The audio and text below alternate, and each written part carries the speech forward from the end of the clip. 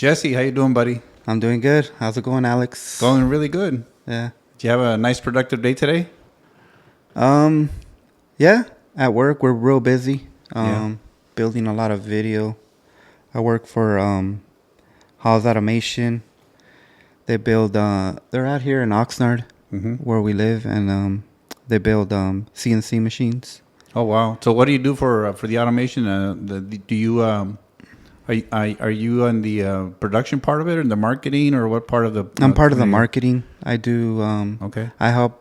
I'm part of the video team, so I help us build videos for YouTube, for marketing, for sales. Oh wow, that's pretty cool. Yeah, So you get to use your creative mind. it's a blessing. Yeah. How long have you been doing it? 4 years. Yeah. Wow. Yeah. Do you do most of the production with like video cameras or still cameras or both? Well, the cameras nowadays are a little bit more hybrid, so Mhm. we didn't get into like studio cameras like what you have, but we have Sony A6600s. So basically, it's a photography camera and a video camera. So Yeah, some of those I've seen some of the footage that those cameras do, and they're actually a lot better than the cinematography cameras because they, I guess they have like a bigger bigger sensor, maybe. a bigger sensor, and so they work really good with low light. Or Um, what are your feelings about that? I feel it's good for run and gun. But if you're gonna actually make a movie or like a high production, then I would say you need a more cinematic cinema camera, I guess. And when I say cinema camera, it's more like the Reds, the Aries, Yeah, like the Sony Venices. yeah, you're talking 50, 60 grand for one of those cameras. I They're think pretty it's expensive. Yeah, I think $100,000. I think. Damn. Yeah. But those cameras, I understand that if you actually film in those cameras, they're compatible with streaming, like on those streaming services that they do, like Amazon streaming or Yeah. or Netflix, and they'll let you They're put your- approved. They're approved that, for right? it. Yeah. Where if you just get any old camera and run it, they said, no, well, it's nice. You Yeah. did a nice job, but we really can't run it. Yeah. There's a website where it shows what cameras you could use Yeah. to build a movie. But I mean, when you want to build a movie, there's a lot of money into it, Yeah.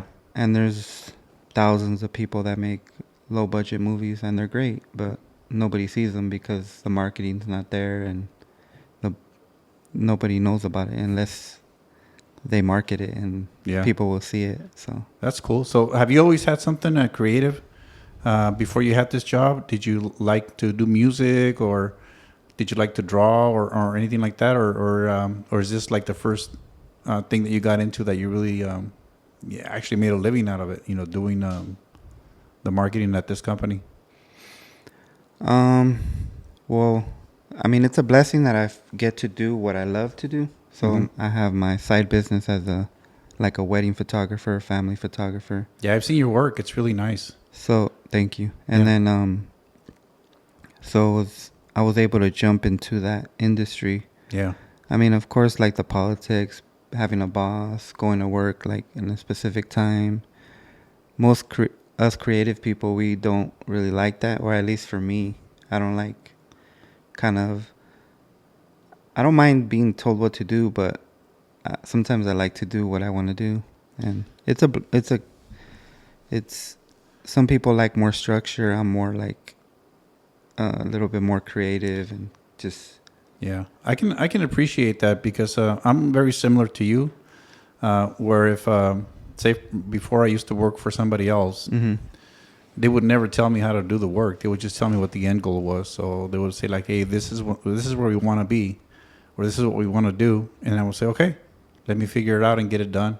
Yeah. So they pretty much gave me creative freedom every job that I had to just do the task without them micromanaging, which I think is probably what you like too, right? You Yeah. don't like the micromanaging part of it? Yeah, I think it's a little bit of seeing what I guess my grandparents do it, and then Yeah. seeing my dad do it, having his own business. What was your dad doing before for his own business? Well, he started kind of like not the same like garage like what Mhm. you do, but he started, you know, he started as a cook. Right. He became like a chef. He did his own like side business, like banquets, and I would go help him. Oh, okay. So So he had a little bit of an entrepreneur bug inside him. yeah, he always had that That's because very he cool. didn't like, he didn't really like. I remember he was telling me like the chefs that would be there, they'll have their education, and then my dad will go in there, and you know he's super fast, and he read a lot of books. More like I don't read books. He read like a lot of books. Yeah. So he always wanted to be like be better, I guess. Be like have his own business because he would always buy like equipment, but he just I feel like he just didn't have that organization skills like to really build his business because maybe I don't know, maybe the alcohol, maybe the stress of paying bills. Yeah. Well, life is difficult, you know. Yeah. I'm sure you've had ups and downs in your life. I know I have. I think we all have, and so we need to figure a way to work those out. But to get back on your point, a lot of people that are creative, they're always thinking outside the box. Mm-hmm. So, and a lot of times, what you need to do your own company, your own business, you need to be in the box because you need to manage money, you need to manage inventory, you need to manage time. Mm-hmm. And sometimes when you have that creative mind, it's really hard to focus on those things. So it's kind of a blessing and a curse because you have the mentality to do really cool, nice stuff, Mm-hmm. but to execute it through a company, it's really difficult with that mentality. That's why it's always nice to take your skill to a certain point, and then once you get to a certain point where you're making decent money, is not keep doing more, but just maybe hire somebody to help you with the box part of it, the organization, the money management and stuff like that. Yeah. That way you can focus on your strong point, which is your creative mind, But that's down the road for you. You're still very young. So you got a long way to go. Yeah. Yeah. So Jesse, do you let's talk about your side business because I mean that's important. Let me ask you a question. Say you wake up on Wednesday morning, you're ready to go to work. Are you thinking about your side business at that point or no? Nah, I like my job. Yeah. You like your job too? Yeah. Yeah. Would you prefer doing your regular job but getting paid more, or would you prefer doing your side hustle but making a better living than what you have now? I would rather have my side hustle. Yeah. Yeah. Yeah, but do you find it difficult to jump from your regular job to your side hustle 100%? Mm-hmm. Or you don't think you're ready I feel yet? like I'm at that point where I need to start planning to do it. That's cool. I've been like, how do I say? Like calling people to market my business a little bit more, but it's an investment I have to put into. Maybe like $300-400 a month for advertisement. Yeah. And that's an investment, right? So, but I really have to not spend so much money, like, I don't know, on food, save money here, budget for it, right? Me and my wife. Yeah. So, and see where it takes us. Because I would need, like, I would say maybe 25 weddings a year. Yeah. To be able to sustain your current living arrangement. I would say so. Like that would be like a good, like where I could quit my job. 25 weddings a year.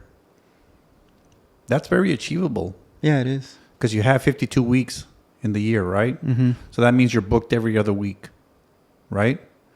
And if you're good, which I know you have the skill, I've seen your work. Yeah. You're not just a photographer. You're actually, I like how you like to pose your subjects and make them so where they look really cool with the ambience that's around them.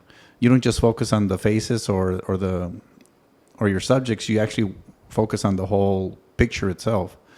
And so you have a very creative mind that way. I've seen you, like I said, I've seen your work, and it's really nice.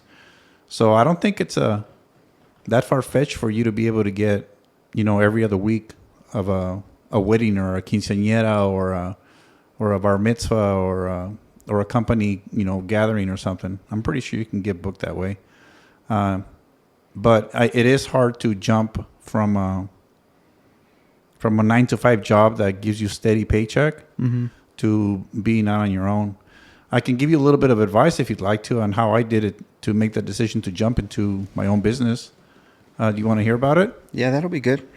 My cousin Rafa told me I need to jump already, but Yeah. Well, it's difficult, but what you want is like a safety net. mm-hmm. And the way you get your safety net is the way I did it is you figure out what your family needs for 6 months. Say whatever the budget is for your family. Let's just pick $1,000. I mean, I'm sure you need more than that, but let's just say $1,000 a month to pay for your room and board, your food, your gas, and everything that you need for expenses. Right? How much money you spend a month? You get enough money to sustain you for 6 months. You put that in a savings account or a checking account, separate. And then you open up a new account with your company name on it, Jesse's Photography, whatever you want to call it. And then for 6 months, you live off that 6-month cushion you have. And everything that you make from your photography goes into that other account. You get $1,000 for that week, you throw it in there. You throw it in there and you keep using that. Don't even look at that money. Don't even touch it. Leave it alone. Mm-hmm. After the 6 months are done and you're out of this money, the one that you had saved aside for your safety net, then you go look at your other account, see how much money's in there. If you've made more than what you had over here, then you can go all in, man, and then just focus on getting more customers, getting more. And if you don't make enough, then figure out what you need to do to get there and try to use a little bit of that money to sustain the other account. But, keep that in focus and then try to make it grow so that it'll balance out and then you'll be making enough money to do it. It's scary. It's difficult.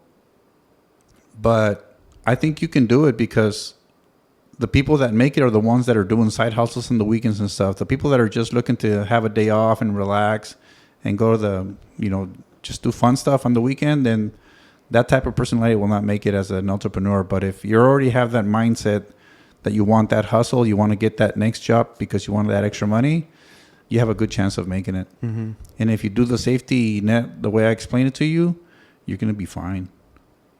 I mean, that's just something to consider. I didn't ever think I was going to have that mentality. Yeah. Because I had kids at a really young age. Like basically, I got into drugs really, at a young age. Mm-hmm. And then Do you remember how old you were when you started doing drugs? Drugs, 12 years old. Wow. Yeah.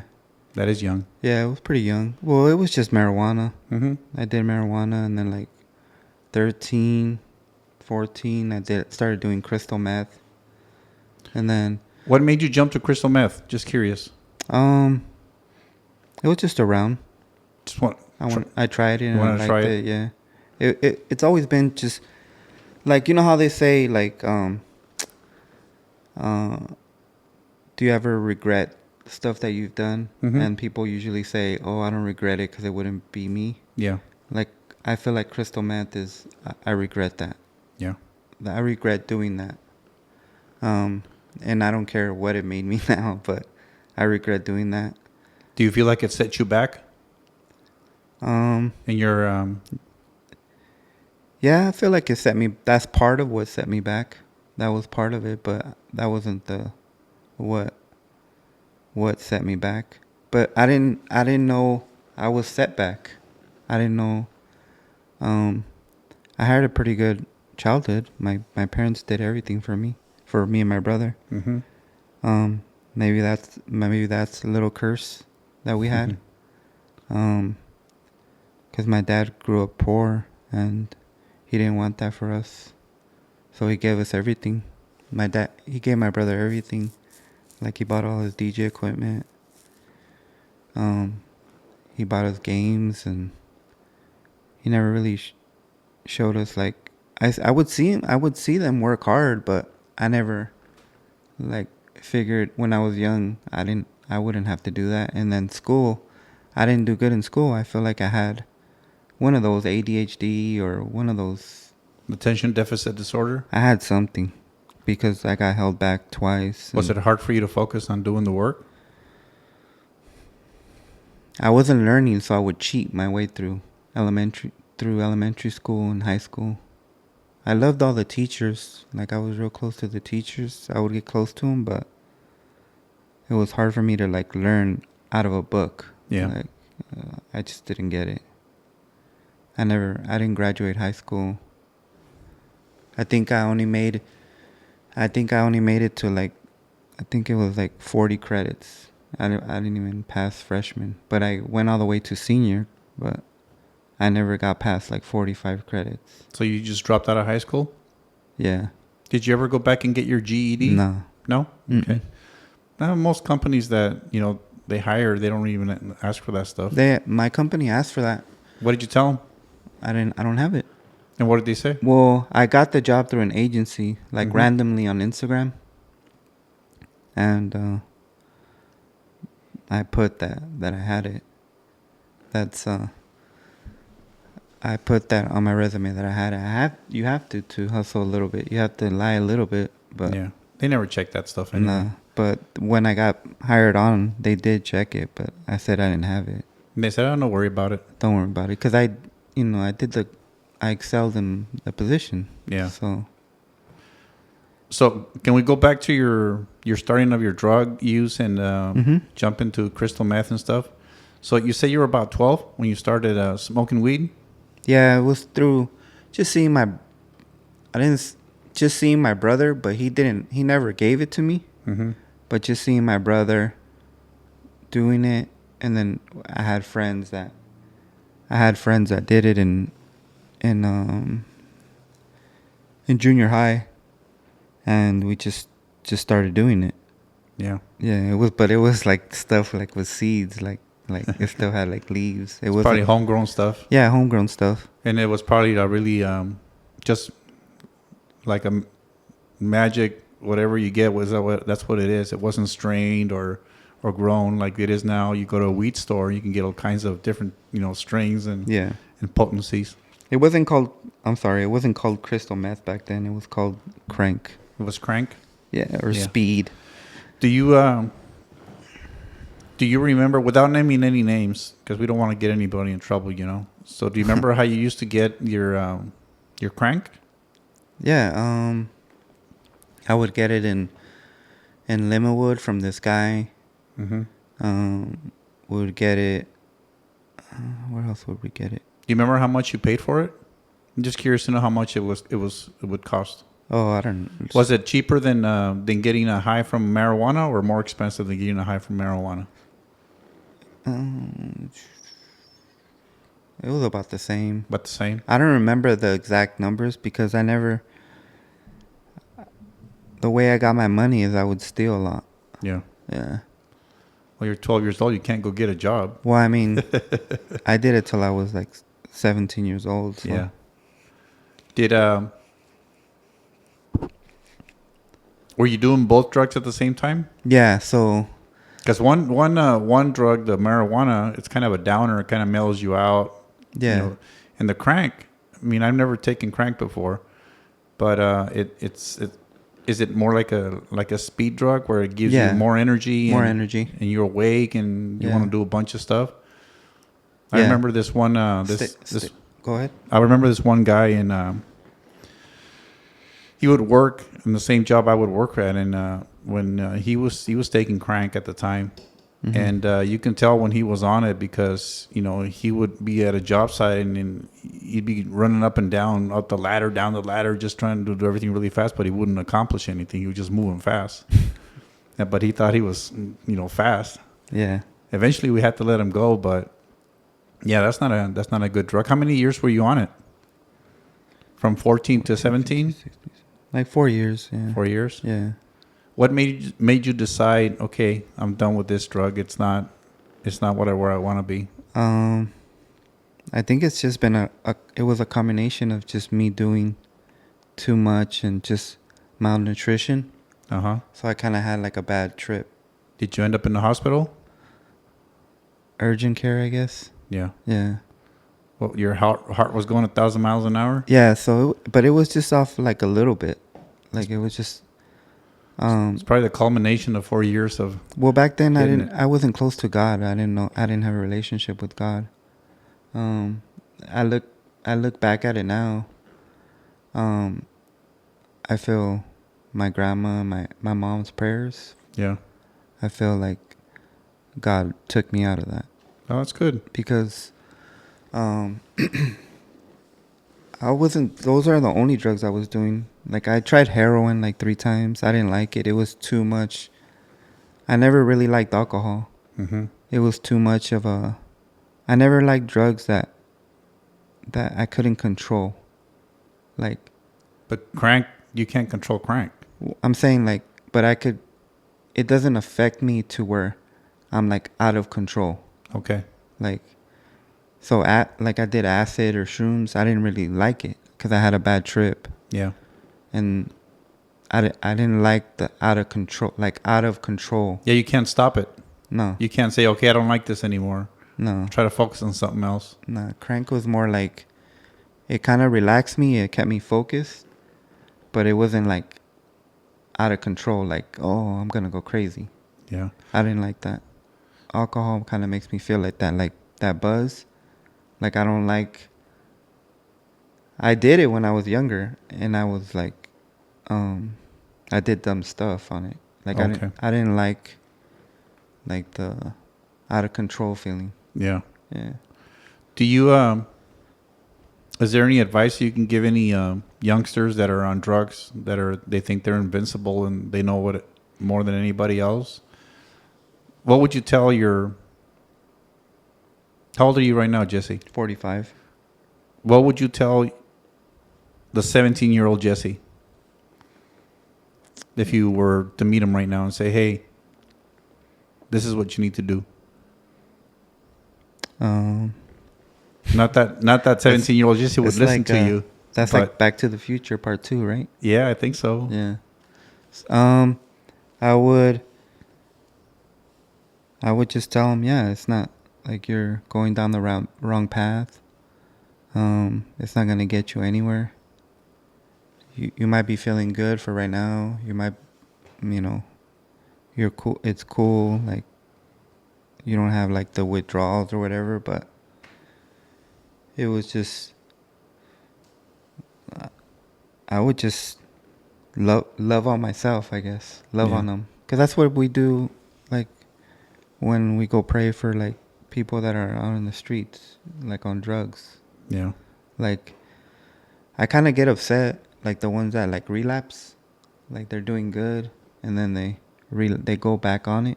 Yeah. It's kind of like what are you doing? I kind of feel that way. Like I was scared of that. Like when I had that bad trip, I'm scared. I don't want to do it again and die. Like, right. Cause after I had that episode, like I couldn't eat meat for like 2 years. Wow. Because I would get like this bad heartburn, or soda. Yeah. For like 2 years. Like, and it made me kind of like a little anxious, like more anxious. It kind of, I don't know. They say it messes up your adrenaline glands. Yeah. Like your. Well, if you're on drugs for 4 or 5 years, Yeah. your system probably goes all whack. I mean, you're not getting the nutrition you need. You're not getting the substance that the body requires to heal itself or to function. You're running a machine without oil and water. Yeah. So it really probably creates a lot of havoc on your body. But I never. A lot of my friends, like they did it until they were older, and nothing happened to them like what happened to me. But I mean that's a blessing, because I got to meet my wife right after that. Nice. Even though it was like an ugly relationship in the beginning. But it's a blessing that I had all my kids. Yeah, that's nice. You mentioned God several times. Looks like you're religious now. You can consider yourself. Yeah, I have a relationship with Jesus. That's awesome. Yeah. When did he go into your life? I think like 20 years ago or 19 years ago. around there. Probably, like, yeah. So you were already married at the time. Yeah, I was married. Yeah. Were you off drugs at that point? Yeah. I got off drugs 17.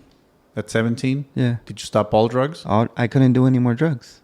Because your body would like Like just reject when them. I would smoke weed, I'd smoke the weed every day. Like when I would get up. Mm-hmm. After that, if I smoke weed, it triggered me. I'll go into anxiety attack. I didn't know it was anxiety back then until like when my dad died. I was like 30 something. Like I had bad anxiety attack. But I'm going way too far.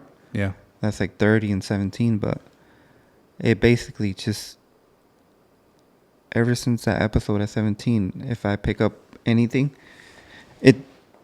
I would feel like that feeling you're saying, like out of control. Yeah. And I didn't like that. I didn't want to die. Do you take any stimulants now? And when I say stimulants, I mean like coffee or tea. I can't drink coffee. I'll get anxiety. The caffeine or what about those energy drinks? I hate those things, but Nah. some people love them. I did. I was able to drink the energy drinks. Mm-hmm. Like probably like I said, like 3 years later after 17. So 17, 18, 19, 20. Like 21, 20. Uh-huh. I was normal. Like I would drink, but I couldn't do drugs. And I never really liked alcohol. So, but basically, like around 30 something, I had like a bad episode. I was working in Simi Valley. It was real hot. And I probably got dehydrated. And it just triggered my brain again, like the same way. But Wow. I got a panic attack. And ever since then, it took me like probably like 4 years to snap out of it. Like I couldn't work in the sun. Like I would work with my dad in the sun, 90, 100, like nothing. After that, I couldn't work in the sun. Would you get anxiety? Yeah, anxiety, like bad. Like shadows would like wake me out. Oh, wow. Like, So you were like having hallucinations? Nah. Like a bad trip or? It would just, I would go into the flight. Oh, okay.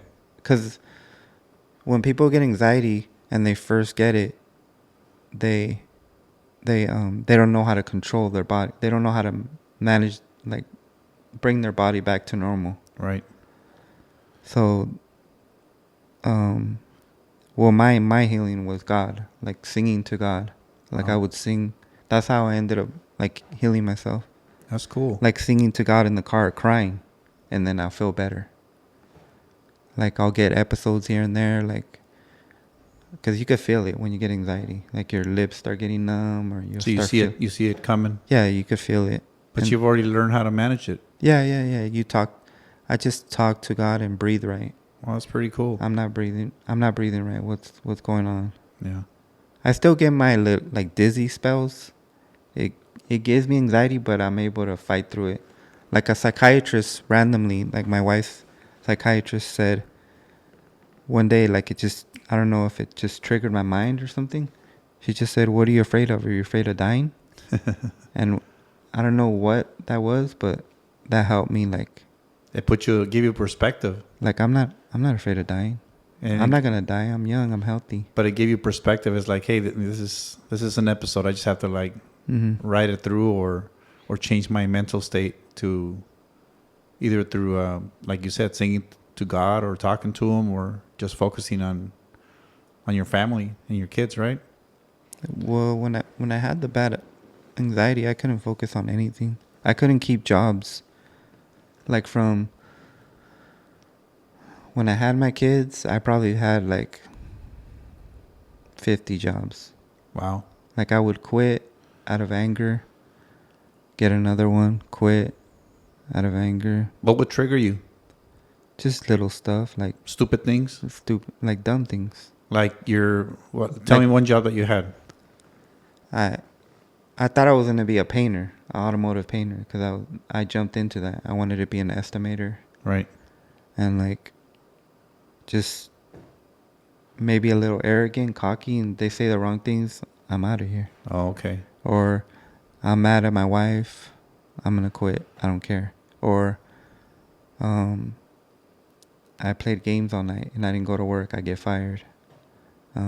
So you weren't You didn't have structure. That's what I said. Like Yeah. I never thought I would be able to get that mentality of Yeah.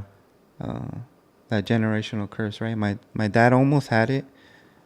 He had his pool business, but he never reached the top where he had like he was making like over 100,000 or whatever, or 200,000. Something where he can be comfortable Yeah, he never.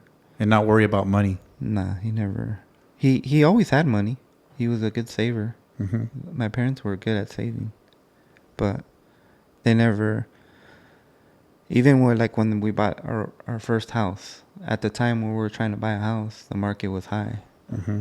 And we jumped into the trailer park like you did. Yeah, we were living right next to each other. Yeah, so Same park. and they probably got like a high interest rate, right? We were all got on a high interest rate. I think mine was like 13.5% at the time. Yeah. So I'm pretty sure your mom and dad's was the same. Yeah. So that they just happened to buy a house in the wrong year, wrong generation, right? So it's kind of jumped into that. I don't know, the drinking maybe like led him to like think about negative stuff instead of positive stuff, like trying to get out of it. But yeah, sometimes it's really difficult to fight the demons that we have in our brains, and those are the biggest hurdles. Life is tough, life is hard, but what's the hardest thing to do is to manage your inner demons that are always trying to stop you, trying to put doubt in you, trying to always say, "Oh, you're just a fuck up. What are you trying to do that for?" And once you get rid of those voices, I think that's when people start flourishing and start really becoming a better person and a better, more resourceful, more productive. Yeah, I even felt that from my family, like my mom and my mom and my brother. Mm-hmm.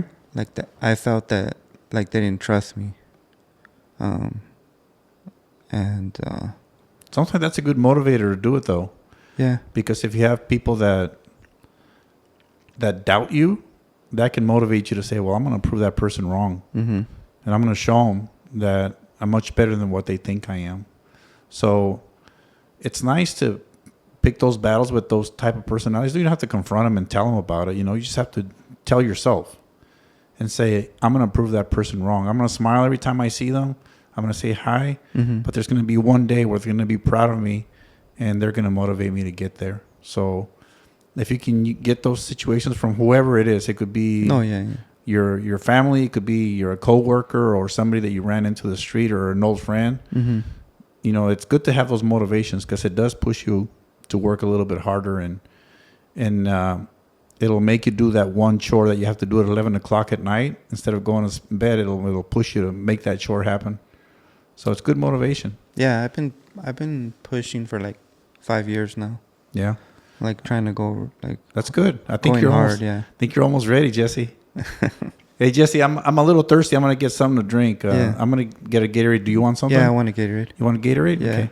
Yeah, we can keep talking if you want. Yeah. I can still hear you. So let's we can transition the talking to maybe you want to talk about sports? You want to talk about something else? What do you think? Whatever you want. Politics. I love maybe some Donald Trump a little bit. Oh shit! Really?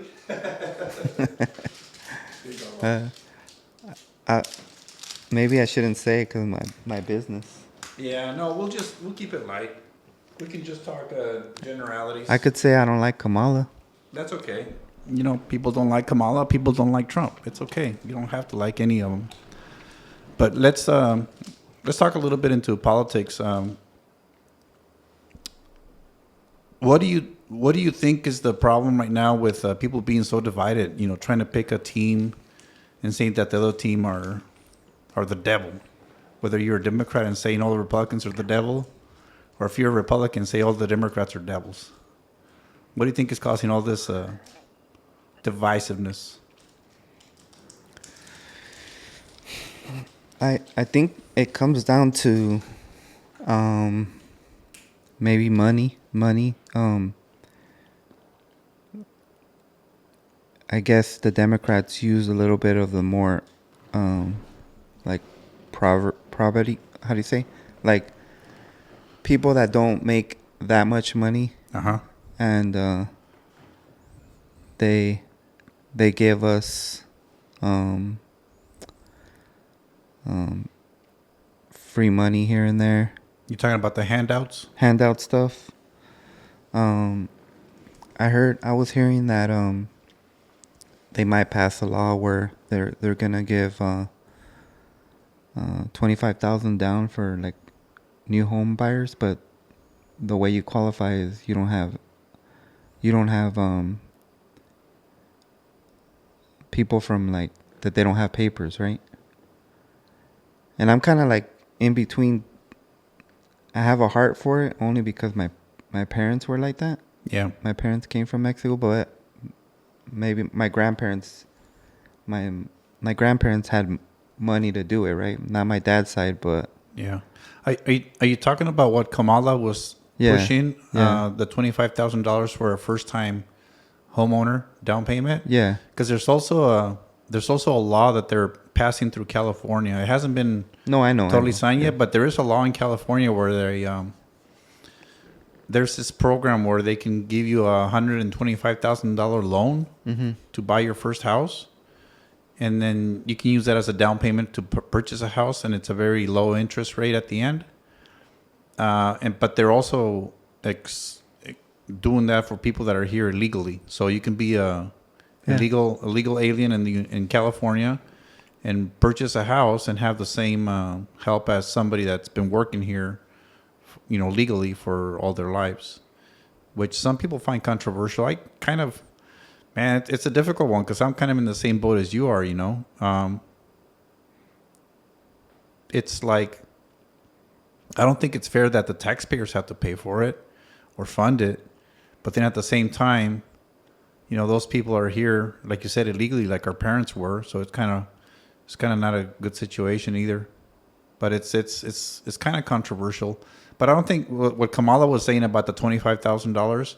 I think that's just her talking out of her left ear, trying to get some votes. I don't think that would ever go through. It's kind of like what they're doing with the loan forgiveness for students that they said they want to give loan forgiveness. Mm-hmm. They said they were going to do it, but it's not constitutional, so they can't do it.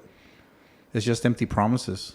I just want cheaper gas. Every time I go to the grocery store, it's not $120. Yeah. Just kind of, I feel like I can never save. I remember like 5 years ago when kind of made a goal. Oh, if we make 120, it might have been 10 years ago. If we make 120, we could buy a house. Yeah.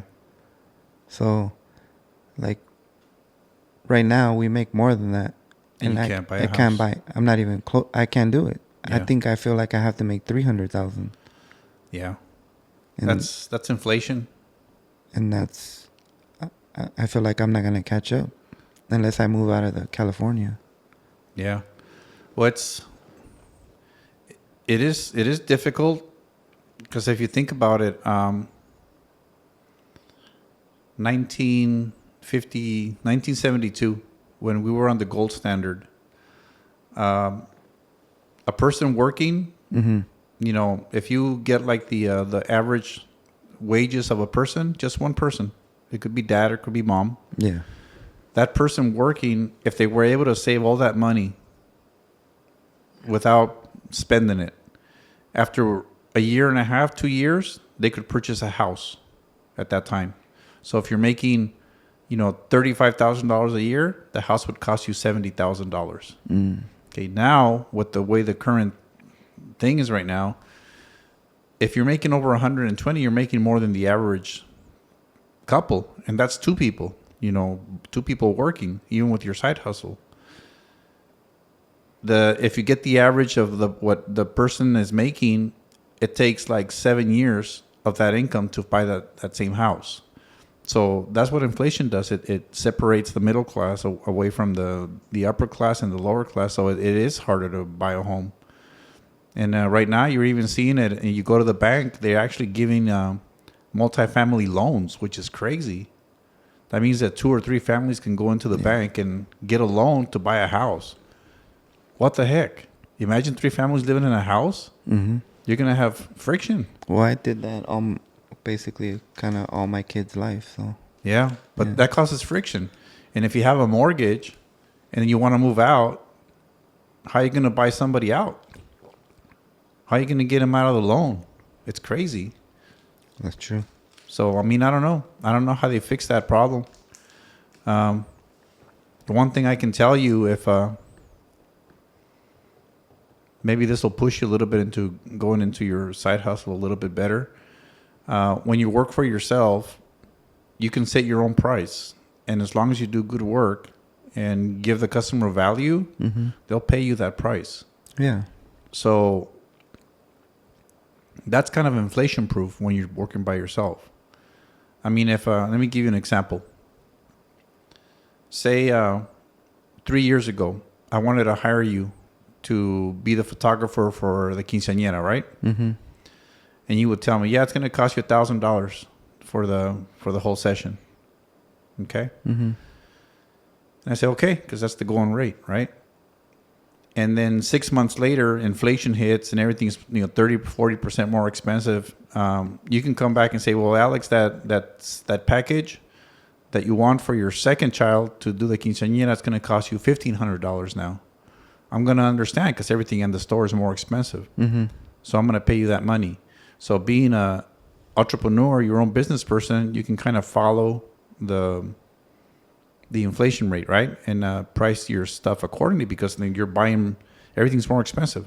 Yeah. So you pass that cost to your customer, and 99% of the time, if you don't gouge them, they'll pay you for it. You just have to be fair. Yeah. I raised my prices a little bit this year, but it's always been hard for me because I just want the job. Yeah, I know. But go to plan B where you're working for a company. Mm-hmm. You're making $1,000 a week, and inflation goes up 40-50%. Your boss ain't gonna pay you $1,500 a week. Mm-hmm. Maybe he'll pay you $1,100 a week because he really likes your work. He doesn't want you to go somewhere. Mm-hmm. So. And you don't have control. You can't go back to your boss and say, no, you need to pay me 50% more because everything's 50% more expensive. Yeah. He's going to tell you to hit the road, right? And so working for somebody else, you're at their mercy. And they control what they pay you. You do have some control because your talent will allow you to get more. But ultimately, it's their decision to keep you on board or let you go. When you're working for yourself, you might have to work a little bit harder.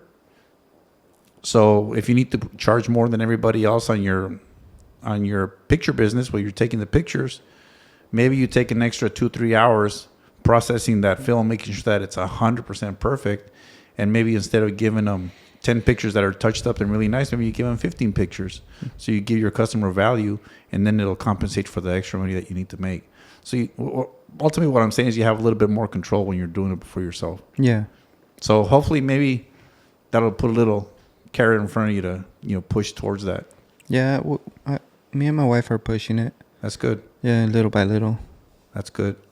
Yeah. So what do you like about the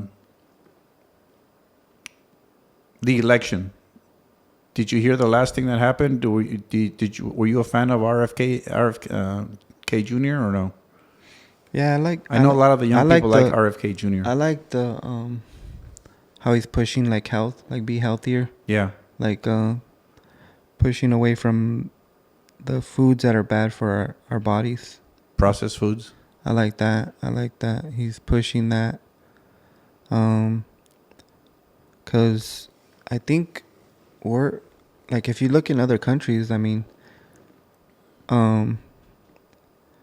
there's not really a lot of obese people, and here there is. I know there's gonna be people that are naturally bigger, but here in California, just the sweets and all the bad foods, it's not good for our bodies. Yeah.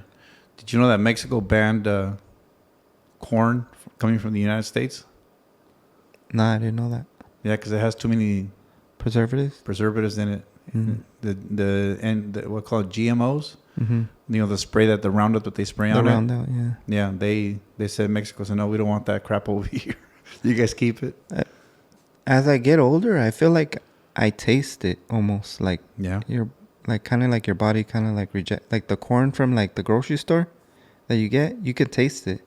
Wow. I usually get it like in the farm, and it tastes different. It's like like a fresher taste. No, I remember, going to Mexico and eating food over there, and everything was delicious. The beans were delicious, the chiles were delicious, the tomatoes, the meat. It just tasted more unprocessed. Well, McDonald's was good back in the days. The Big Mac. Yeah. Now the Big Mac is like this little thing like that tastes like it was cardboard. cheaper too. It tastes like cardboard. Mm-hmm. Yeah. So were you happy or were you disappointed when RFK jumped out of the race and joined the Trump team? I was happy. You were happy? Yeah. Well, I'm going for Trump, so. Oh, you were Trump all the way? Yeah, Trump all the way. Oh, okay. So RFK, does that make you feel better that he's jumping on, or you don't really care, or is it's not a big deal? No, it's good. It's good that Democrats and Republicans can join together. Yeah. I feel like, Trump says a lot of like kind of dumb stuff, so and that's why people don't like him. He like puts people down. Like I notice his love language is like for him to be praised, and not a lot of people like that. Why should I praise you? Who are you? But that's his love language. That's how he gets. That's how his heart opens up to help people. Yeah. And he shouldn't be. I don't even know why he's risking all his life and his family and all the. He has the money. He don't need to do it. That's another thing why I like him. I don't really like to say it because my kids don't really like him, and I want to respect their feelings too. Absolutely. Yeah. So, and I don't really like talking about it too much to certain people because a lot of people get triggered by it. Yeah, they get triggered by it. They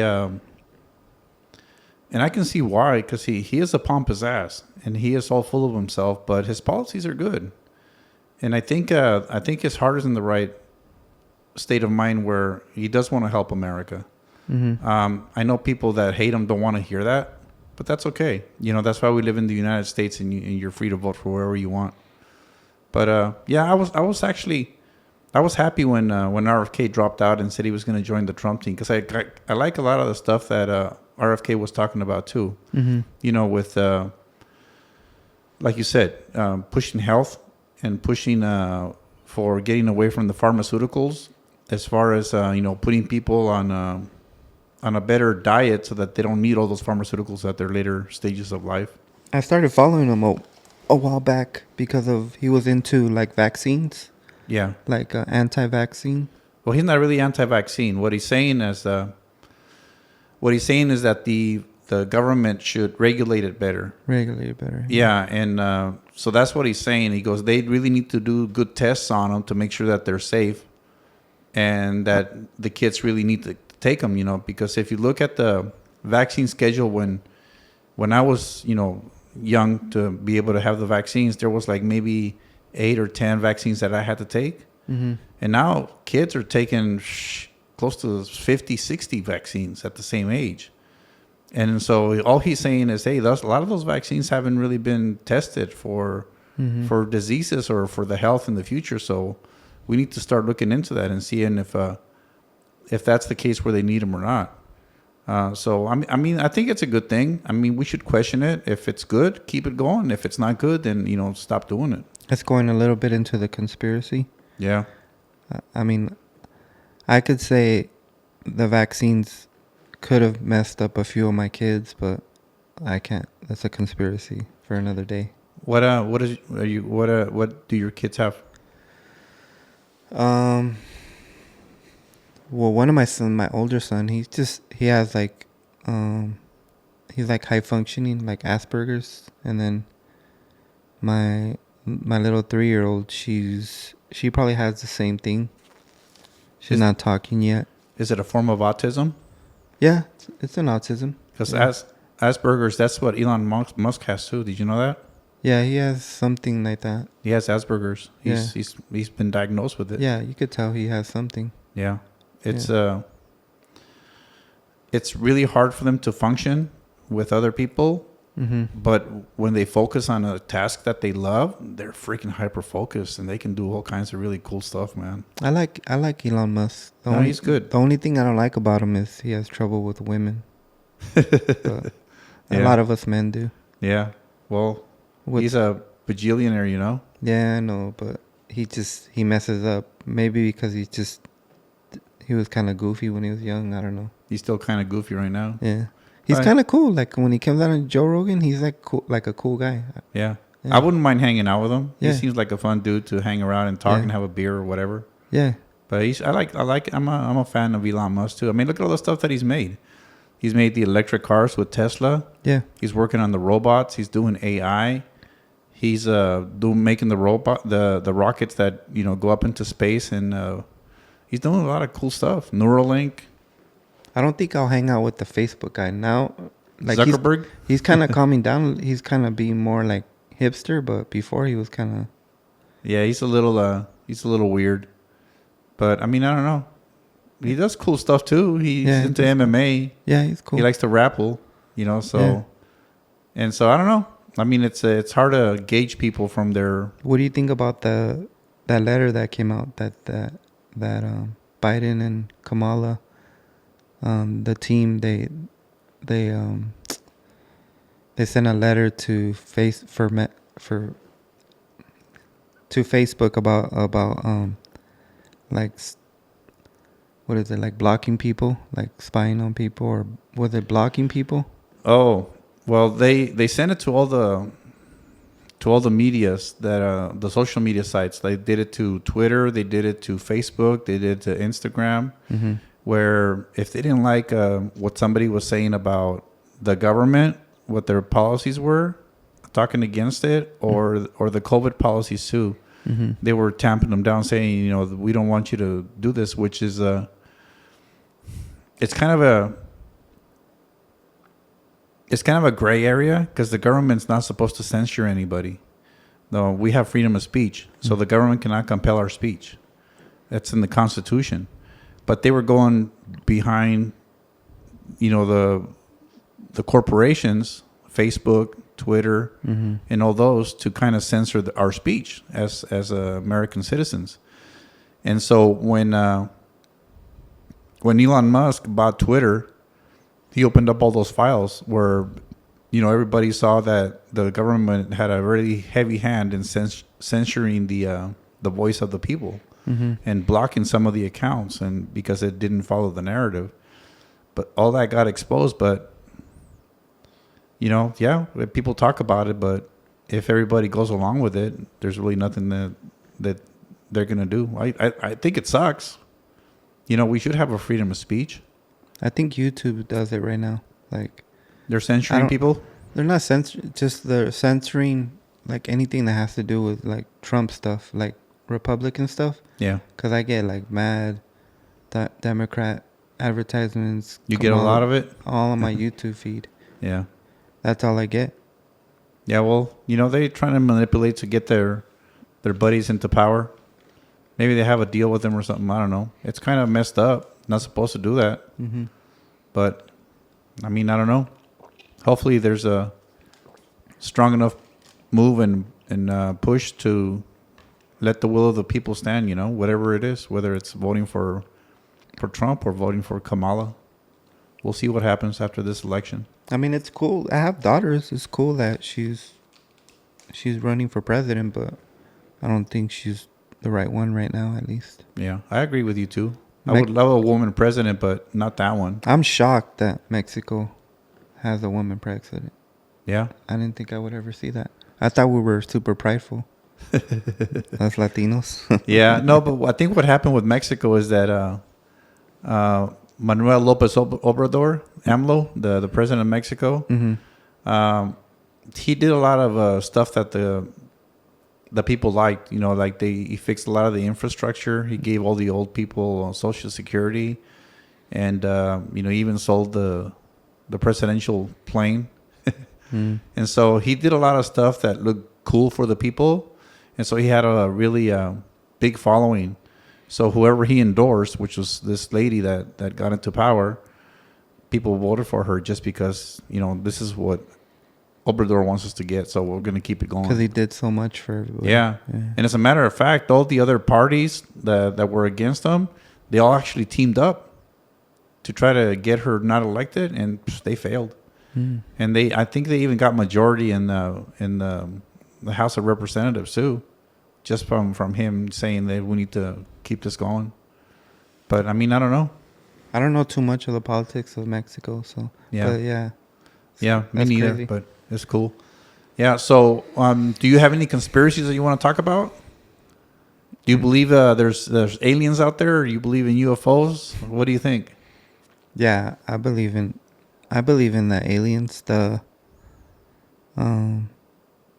I just find it weird that we don't have better footage. That's the only problem. But I don't know. I know the most recent one is how the UFOs, they're like in another plane. That's why they're able to fly so fast. Mm.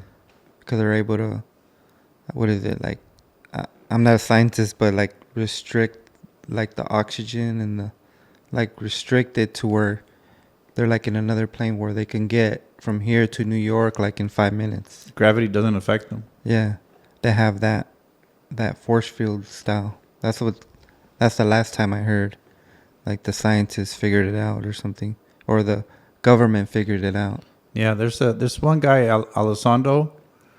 He was talking the other day. I heard him on a podcast, and he was saying that the United States government has like 4K film of these UFOs. Mm-hmm. They just haven't released it yet. So I mean, who knows? And when you're talking about like an actual alien being I believe that they had big heads, because I felt they were more mind instead of body. Mm-hmm. I kind of believe that kind of makes sense to me, where they're able to like speak through, like talk through their mind and With the telepathy. yeah, telepathy and like just be able to like Read your mind and think. I think that's where I feel like the brain was bigger. It was more brain than body. Have you ever seen anything weird like that?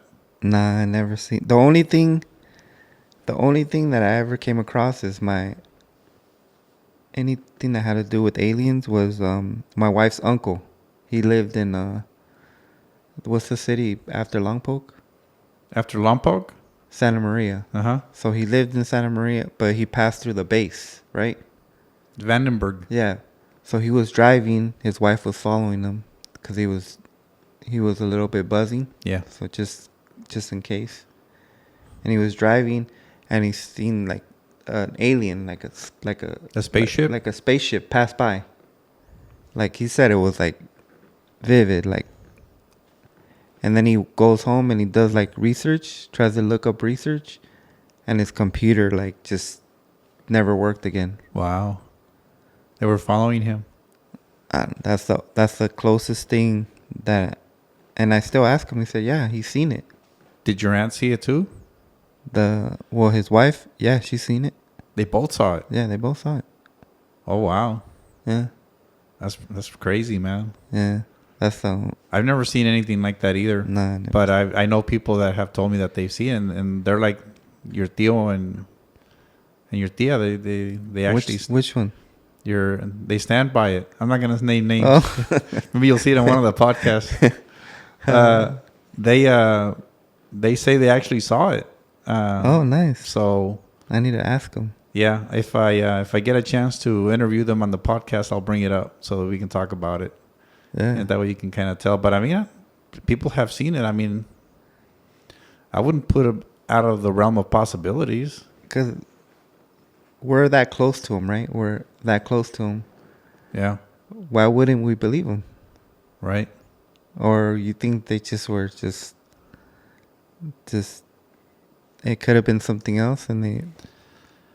Most of the time it is something else, Yeah. but sometimes you got to think about it. I mean, you got to step back and really consider it. I mean, would you say that in 40 years we're going to be in Mars or no? 40 years? Nah, I don't think so. 60 years? Probably 60. Yeah. So in 60 years, once we land on Mars as humans, we're going to be the alien species on Mars, right? Because we're not from that planet.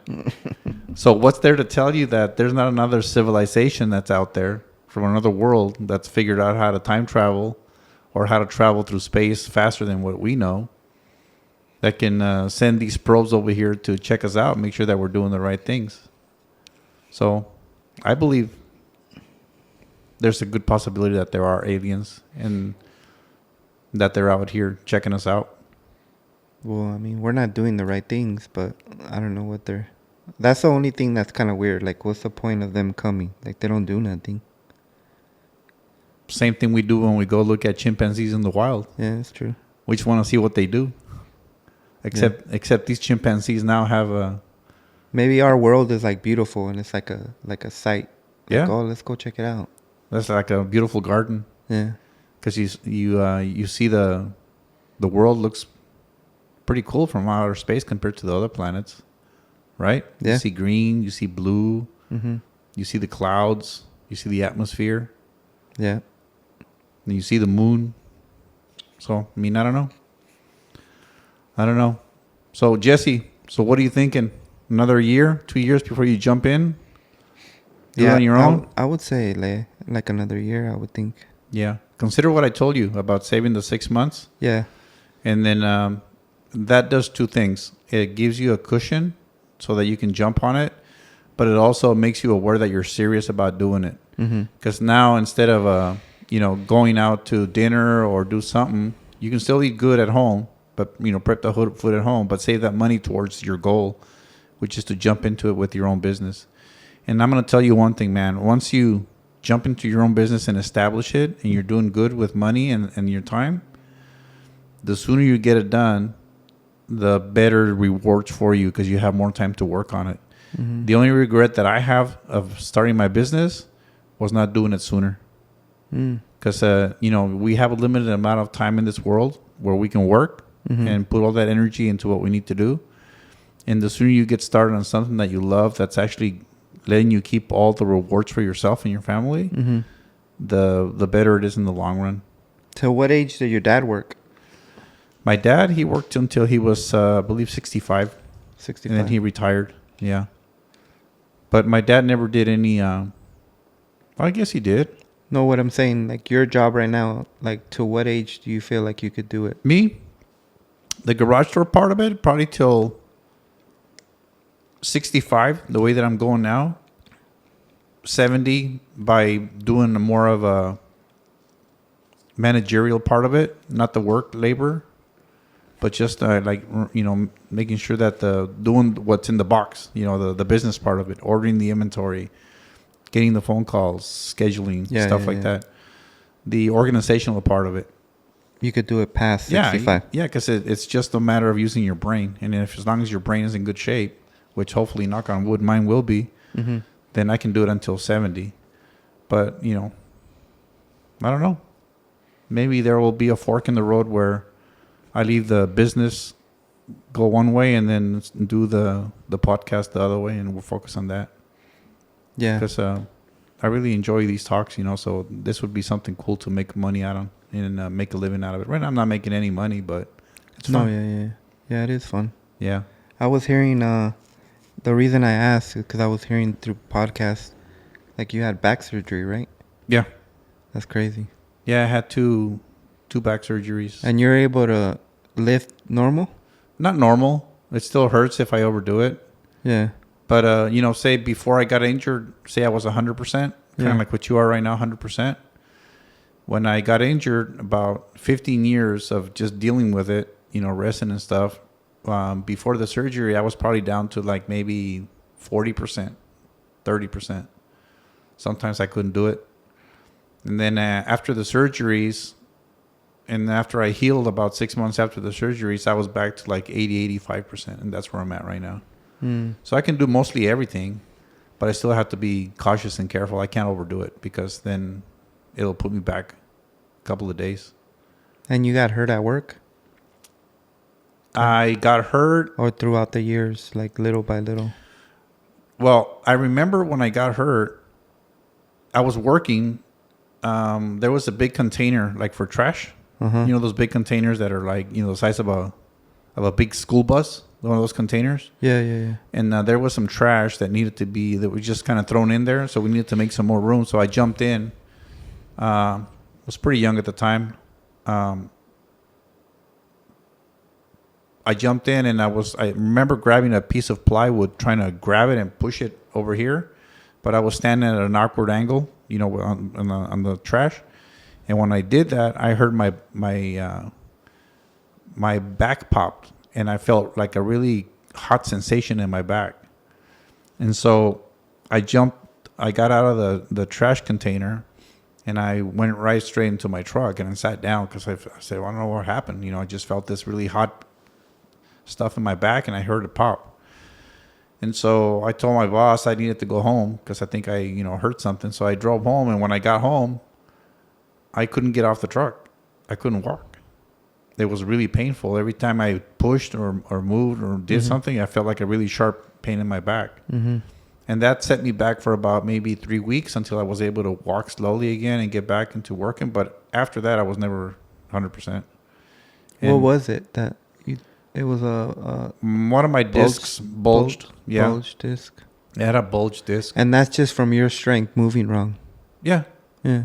Moving that piece of plywood. You're at the wrong angle. You twist and you pull on it, and it just pops. Yeah.